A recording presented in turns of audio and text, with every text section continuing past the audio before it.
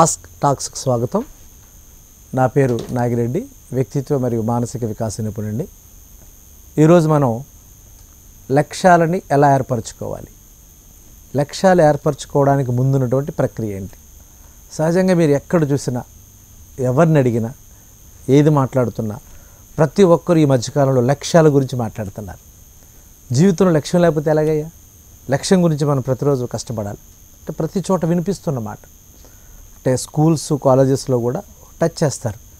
ఆ తర్వాత కొద్దిగా మనం డిగ్రీ స్థాయికి వచ్చేటప్పటికి ఒక లక్ష్యాన్ని పెట్టుకోవడానికి సంబంధించి ఎలాంటి పనులు చేస్తే బాగుంటుంది అనే దాని గురించి మనం ఈరోజు మాట్లాడుకుందాం.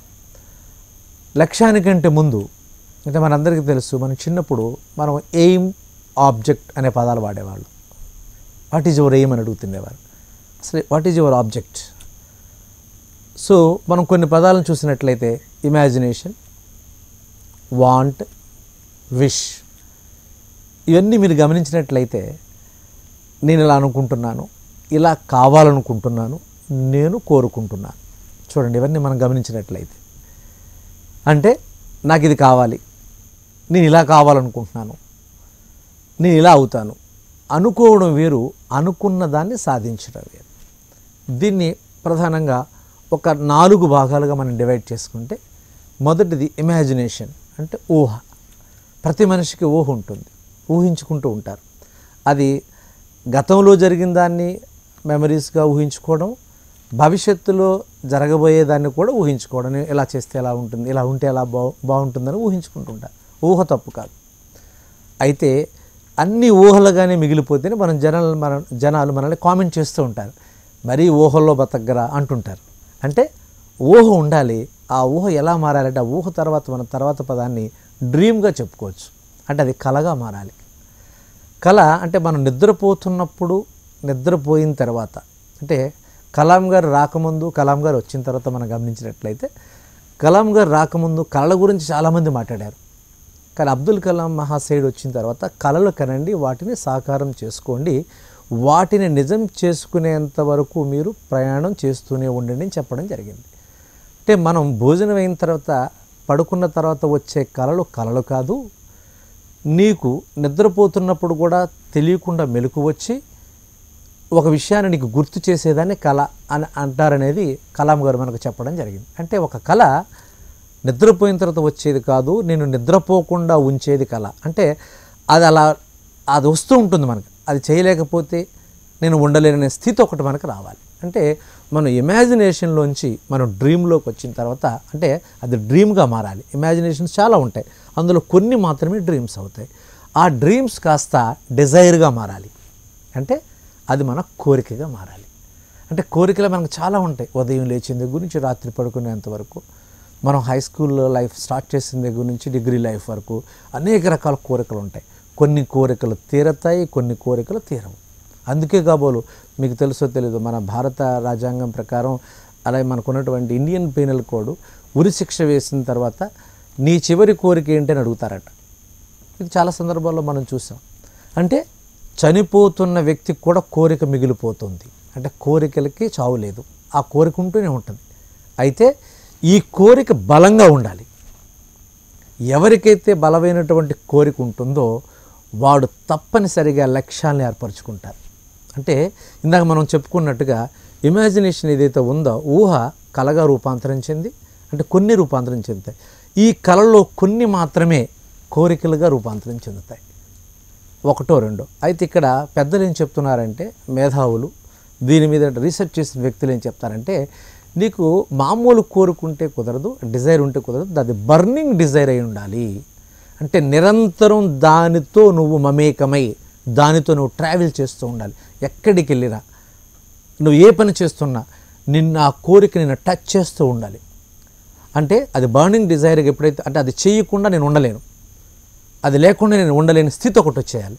అంటే ఎప్పుడైతే బర్నింగ్ డిజైర్ ఉందో, ఆ డిజైర్ కాస్త లక్ష్యంగా మారుతుంది. అంటే లక్ష్యము అంటే నేను చేరాల్సినటువంటి గమ్యం ఏదైతే ఉందో, నేను సాధించాల్సింది ఏదైతే ఉందో దాన్ని మనం లక్ష్యంగా చెప్పుకుంటే, అంటే ఉదాహరణకి అంటే ఇంగ్లీష్ మాట్లాడడం రాని ఒక వ్యక్తి, నేను ఇంగ్లీష్లో అద్భుతంగా స్పీచ్ చెప్పాలి.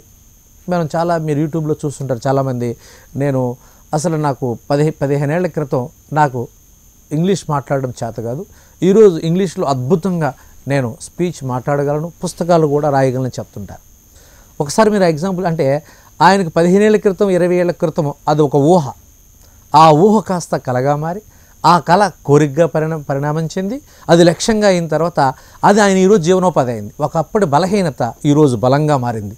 అంటే చూసారా ఆ కోరిక ఎంత బలంగా ఉందో. నేను ఇంగ్లీష్ మాట్లాడాలి, నేను ఇంగ్లీష్ తీరాలి అనే ఒక బలమైనటువంటి కోరిక ఆయన ఒక స్పీకర్గా, ఒక ట్రైనర్గా, ఒక మోటివేటర్గా, ఒక సంస్థ అధినేతలుగా మార్చేసింది. ఒక్కసారి ఆలోచించండి. అంటే ఊహలు అందరికీ ఉంటాయి, ఆ ఊహలు కొన్ని మాత్రమే కలలుగా మారతాయి, కలలు కొన్ని మాత్రమే కోరికలుగా మారతాయి, కోరికలు 1-2 లక్ష్యాలుగా మారుతాయి. అంటే అప్పుడు లక్ష్యం ఏర్పడిన తర్వాత ఆ లక్ష్యం రావాలి, మనం నెరవేర్చుకోవాలి అంటే ఏం చేయాలి?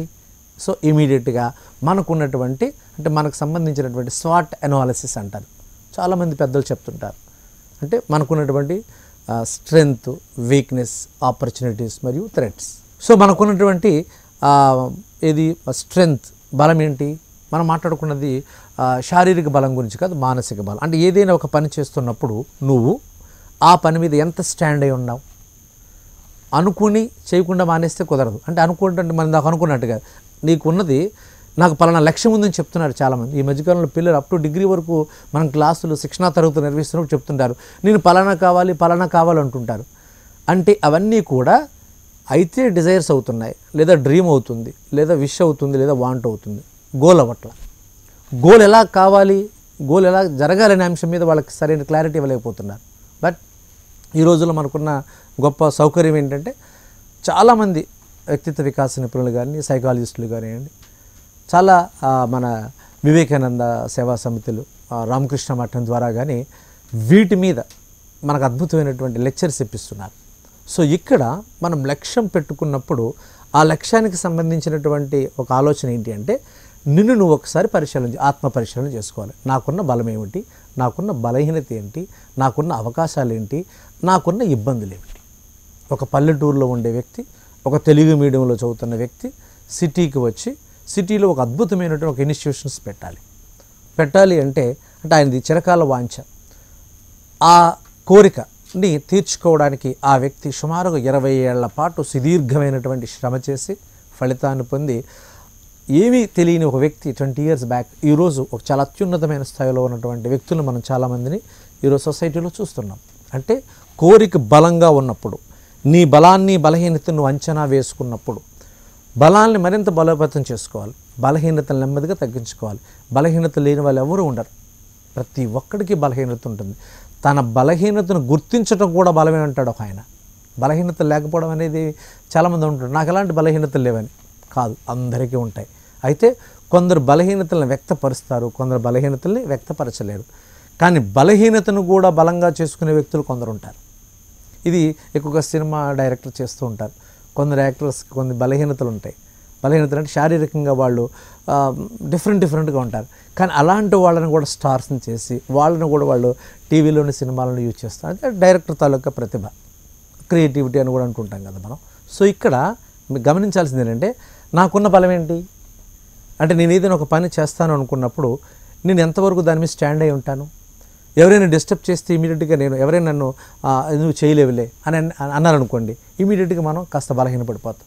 సో ఇక్కడ మీరు గుర్తుపెట్టుకోవాలి, మీకు అందరికీ ఒక ఫార్ములా చెప్తాను. ఎవరైనా ఎప్పుడైనా ఎక్కడైనా మిమ్మల్ని నువ్వు ఈ పని చేయలేవు, నీ వల్ల కాదు, నీవు చేత కాదు, మీ కుటుంబ నేపథ్యంలో ఇంతవరకు ఎప్పుడు ఎవరు ఇలాంటి పనులు చేయలేదు, నీ వల్ల కానే కాదు అని ఎవరైనా అంటే మీరు మనసులో గట్టిగా అనుకోవాల్సింది సో వాట్. ఈ ఫార్ములా బాగా గుర్తుపెట్టు. సో వాట్ అయితే ఏంటి? గతంలో ఒక ఆయన చేయలేకపోయాడు, నేను ఎందుకు చేయలేకపోవచ్చు? ఎలాంటి కుటుంబ నేపథ్యం వ్యాపారస్తులు లేకుండా వ్యాపారస్తులకు ఎదిగిన వ్యక్తులు లేరా? ఎలాంటి రాజకీయ నేపథ్యం లేకుండా రాజకీయంలోకి వచ్చి గొప్పవాళ్ళైన వాళ్ళు లేరా? కుటుంబ సభ్యులందరూ కూడా ఎవరు చదువుకోని కుటుంబంలోంచి అత్యుత్తమ చదువులు చదివి ఇతర దేశాలకు వెళ్ళి కూడా అక్కడ కూడా అద్భుతాలు చేసిన వ్యక్తులు మనకు కనిపించరా? అంటే సో గతం మనకు అనవసరం, భవిష్యత్తు మాత్రం నీ చేతిలో ఉంటుంది. బాగా గుర్తుపెట్టుకోండి, గతం నువ్వు సృష్టించుకున్నది కాదు, నీకు తెలియదు. కానీ భవిష్యత్తు నువ్వు సృష్టించుకోగలవా లేదా? భవిష్యత్తును సృష్టించుకోవాలంటే వర్తమానాన్ని జాగ్రత్తగా వాడుకోవాలి. అంటే మనకు టైం మేనేజ్మెంట్ కూడా తెలియాలి. సో ఇది బలము బలహీనత అవకాశాల్లోంచి వస్తుంది కనుక మనకున్నటువంటి బలాన్ని మరింత బలోపేతం చేసుకోవడం, కోరికని బలంగా అది చేయకపోతే ఉండలేను అనే నేపథ్యంతో నువ్వు ముందుకు అడుగులేయగలిగితే లక్ష్యాన్ని నెరవేర్చుకోవచ్చు. లక్ష్యాలు ఒక లక్ష్యం పూర్తయినంతో మరో లక్ష్యంలోకి వెళ్ళచ్చు. లక్ష్యాలు ఆగిపోవు, కోరికల్లాగే లక్ష్యాలు కూడా ఉంటాయి. నా జీవిత లక్ష్యం ఇది అంటానికి కుదరదు, అది అయిపోయిన తర్వాత ఇంకొకటి, అది అయిన తర్వాత ఇంకొకటి. అలాగే మీరు చూడండి, ప్రముఖ క్రీడాకారులు, రచయితలు, హీరోలు మీరందరూ చూస్తే కొద్ది కాలం ఒక ప్లాట్ఫారం వెళ్తారు, అది అయిపోయినట్టు ఇంకో దాన్ని షిఫ్ట్ అవుతూ ఉంటారు. అలాంటి మహానుభావులు చాలామంది ఉన్నారు. వాళ్ళు చాలామంది తమ ఇంటర్వ్యూస్లో కూడా చెప్తుంటారు, ట్రెండ్ను బట్టి మేము ఇమీడియట్గా మారుకుంటూ వస్తున్నాం, కాలంతో పాటు మేము మారుతున్నాం, మేము ఏదైనా చేయగలం. ఒక పని అద్భుతంగా చేసిన వాడు ఏ పనినైనా అద్భుతంగా చేయగలడు నిరూపించిన వ్యక్తులు మన సమాజంలో ఆదర్శమూర్తులు, ఆదర్శ పురుషులు చాలామంది ఉన్నారు. వాళ్ళందరూ మనకి మార్గదర్శకంగా ఉంటారు. Thank you very much. ఉపన్యాస కళలో మీరు నిష్ణాతులు అవ్వాలనుకుంటున్నారా? అయితే మీ కొరకే వక్త. వివరాల కోసం సంప్రదించాల్సిన ఫోన్ నంబర్ 9553586062.